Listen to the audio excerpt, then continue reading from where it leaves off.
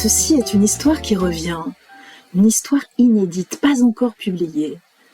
Un roman qui se murmure à l'oreille, lu à une seule voix. Chaque semaine, des chapitres de plus, racontés comme un roman feuilleton. Bienvenue dans l'Histoire continue. Je m'appelle Léna Paul Le Garec et je vous raconte la toute première histoire, celle de la fille aux yeux mentalo.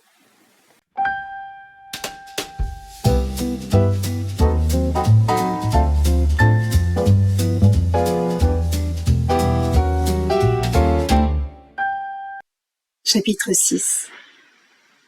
Dans la solitude de nos draps où je te cherche, mon Adrien, où je cherche ton odeur, ton souffle en vain, je n'ai pas envie de sortir du lit. Je ne veux plus me lever à la vie.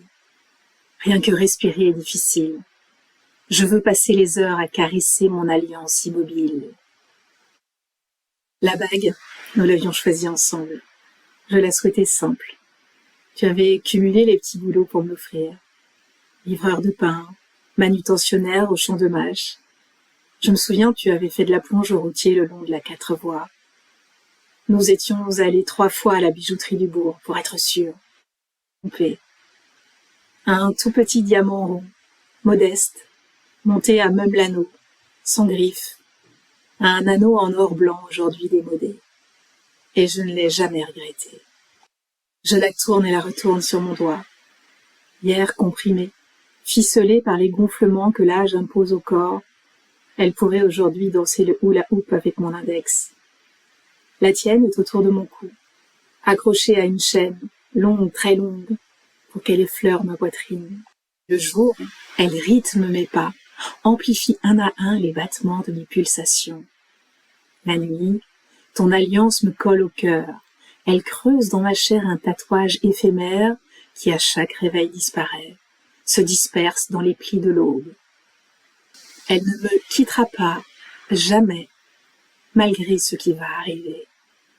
La dernière fois que je suis restée ainsi prostrée, ici, dans mon antre, dans cette chambre, dans le noir de cette chambre où fermentent les frissons et les fièvres, c'était au moment de mon ultime fausse couche. Un traumatisme, un séisme, de ceux qui vous hurlent, brûlent et vous engluent. Trop éreintés pour dormir.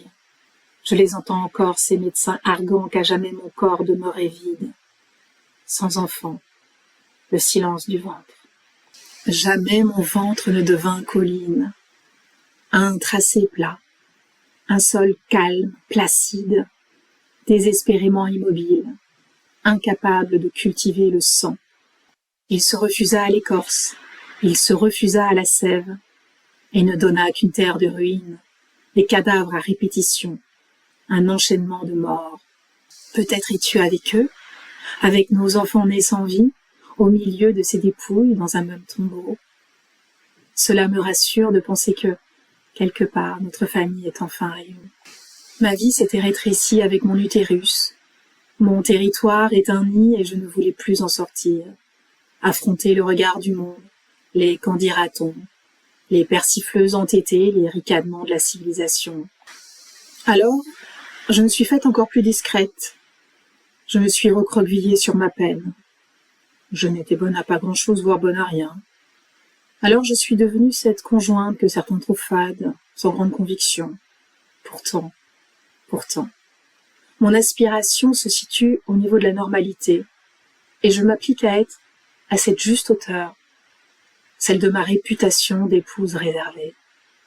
Je me suis installée dans ce rôle auto-assigné, dans ce rôle apprivoisé d'une jeune femme rangée à la vie dont rien ne déborde.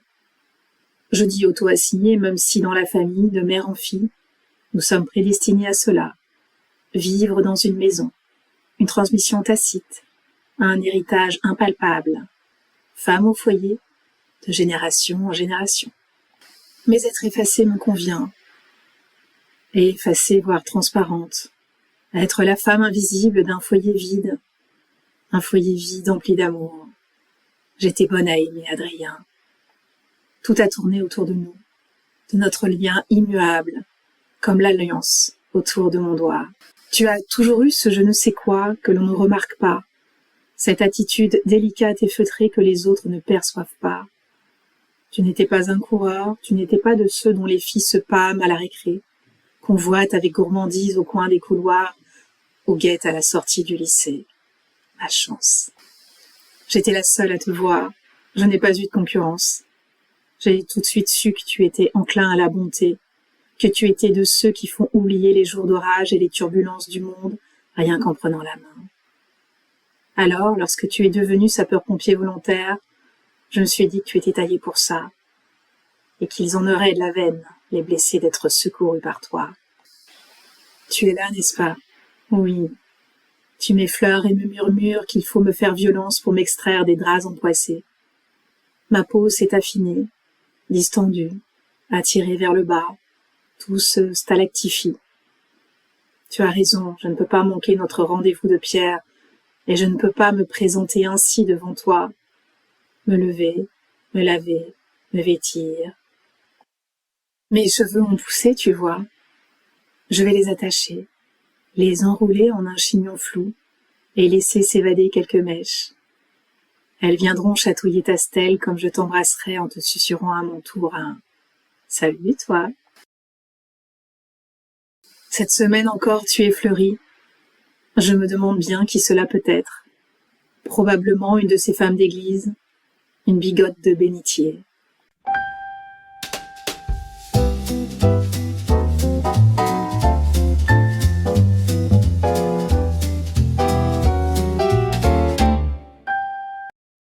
Chapitre 7. C'est un de ces jours où Minty est derrière le comptoir qu'un type entre. Un livreur poussant un diable sur lequel repose un carton, immense, recouvert d'un habillage de protection en plastique épais, noir. On pourrait penser à un frigo américain ou à un cercueil. Mike n'est pas là ? Je le remplace pendant sa sieste. Il devrait pas tarder à descendre. Bon, je vais prendre une pression alors, en attendant. Il n'aura pas le temps de la boire que Mike arrive. Il le regarde comme un jour de fête. Ses yeux dansent au-dessus d'un sourire astral. À sa façon de le saluer, à son accolade franche, ample, tactile, on se doute que ces deux-là se connaissent bien. Mike s'empare d'un cutter, fend avec soin l'emballage. On sent qu'il fait durer la jubilation de la découverte. Les hypothèses des quelques habitués présents à cette heure de l'après-midi fusent, improbables. Des tabourets en peau d'abondance, un distributeur de cheeseburgers, un tonneau de soda, une pompe à essence sortie d'un tableau d'Hopper. Un jukebox. Minty n'en a jamais vu ailleurs que dans les films comme dans Grease, Top Gun ou Ghost. Une nouvelle relique, achetée aux enchères cette fois. Enfin, c'est ce qu'il prétend. Un autre précieux pour Mike. « Oh la vache, quelle dinguerie !» s'exclame-t-elle. Personne n'était dupe. Il aurait fallu avoir les sens arides, les émotions taries, pour ne pas comprendre cette acquisition. C'est pour elle. Le livreur, un certain Max, à la mèche dissipée, promet que grâce à ce jukebox, terminer la soupe musicale. Grâce à lui, il n'y aura plus que de la bonne mélodie. Pour preuve, raconte-t-il, des années auparavant, il a contenu le son d'Aretha Franklin, a vu Tina Turner en personne. Si, elle a posé sa main là et là. Il aurait aussi, paraît-il, ressenti le souffle d'Amy Winehouse. Peut-être même qu'il y aurait encore un peu de sa salive. Alors qu'il égrène les noms de chanteuses, Minty s'approche. Et lorsqu'elle se meut, le silence est en apnée. Elle effleure les courbes du bois, le dôme de son métal chromé, s'éternise sur les ornements de la grille du haut-parleur, ses doigts s'émerveillent de ces couleurs de fête foraine et parcourent la liste des titres de cette machine à rêve venue d'ailleurs. Elle s'imagine déjà en haut de l'affiche d'un grand boulevard, son visage s'étalant sur les façades, son nom en lettres pourpres et or, M-I-N-T-Y-W-E-S-T.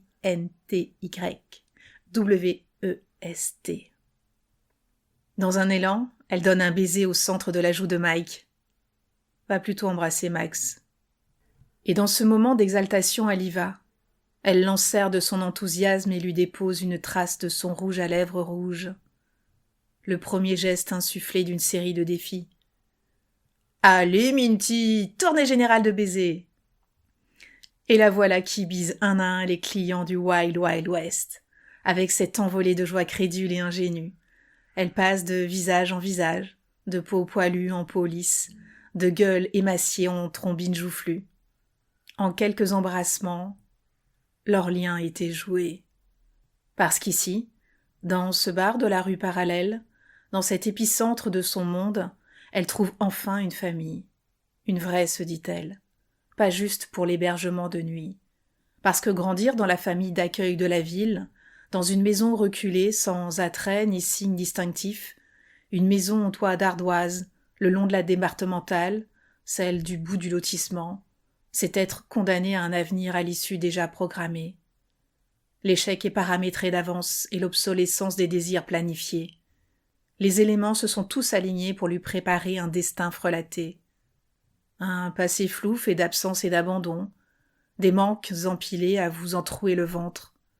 Père de passage, mère incapable de comprendre le fonctionnement d'un bébé et qui, au lieu de se colter au mode d'emploi, a préféré l'abandonner. La mécanique parentale n'est pas acquise, toutes les machines ne sont pas automatiques. Pour autant, elle n'est pas née au pied d'un saule pleureur. La complainte, ce n'est pas pour elle. Les lamentations ? Non merci. Elle ne concède aucune sensiblerie. S'épancher ? Non merci. La souffrance se réprime. Elle n'a pas l'atermoiement facile, pas le vécu chouinant. Il est là, certes, misérable. Et alors ? Fait suivant. C'est un non-sujet pour elle. Aussi, autant rêver large et loin. C'est offert les illusions. C'est le sort qui régale, un don de la vie.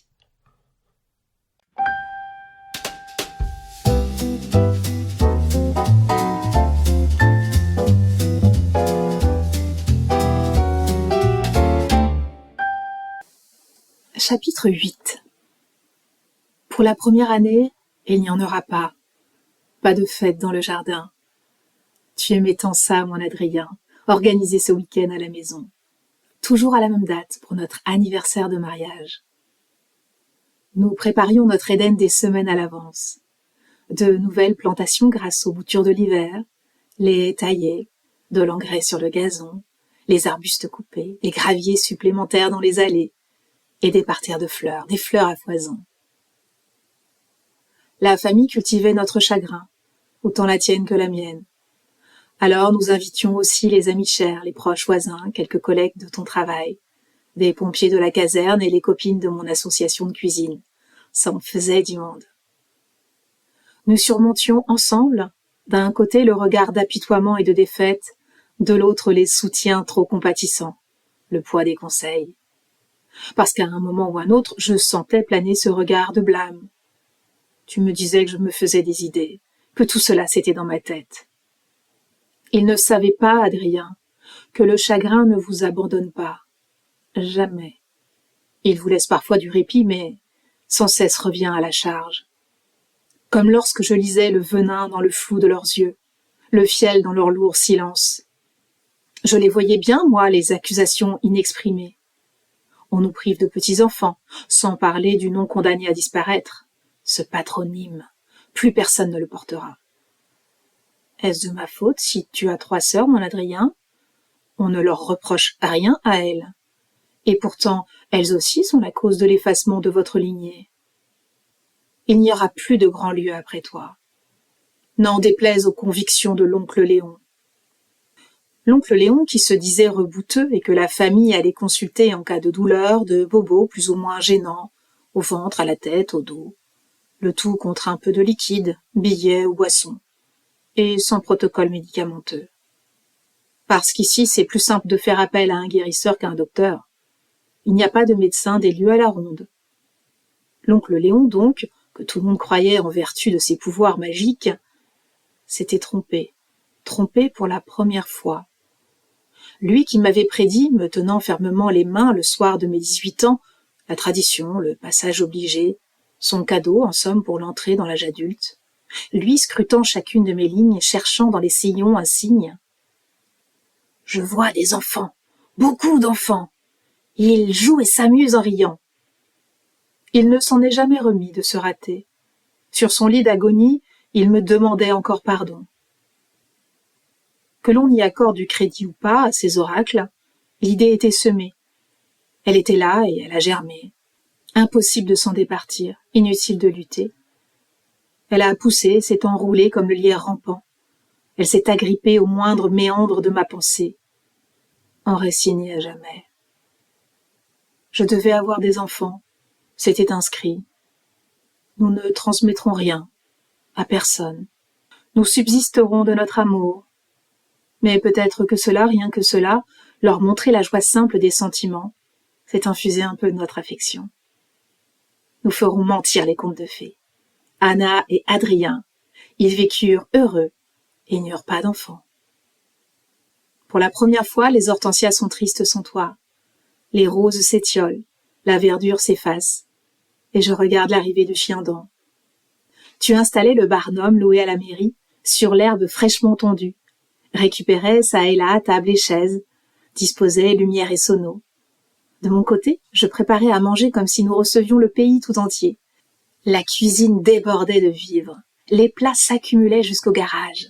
Feuilletés et tartes, salés, sucrés, en abondance. Les légumes en julienne, les fruits en brunoise.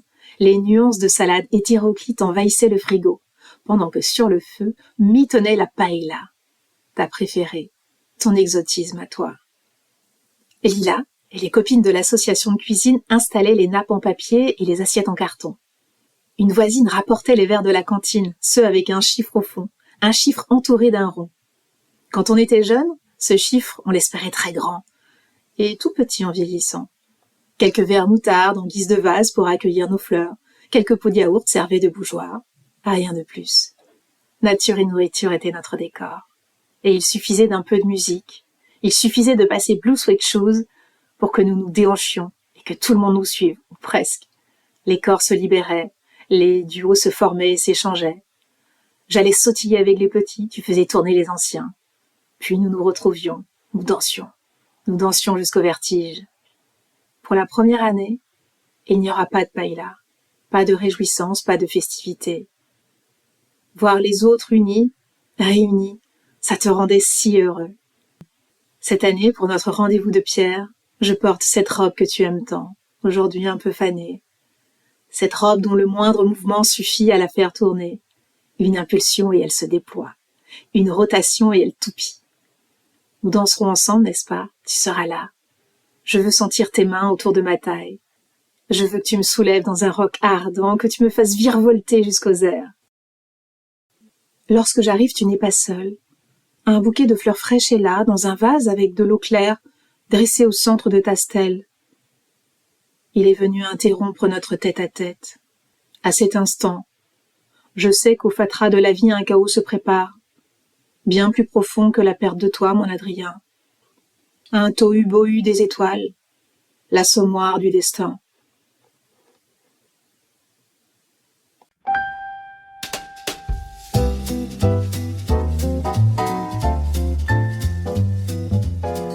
Et l'histoire continue.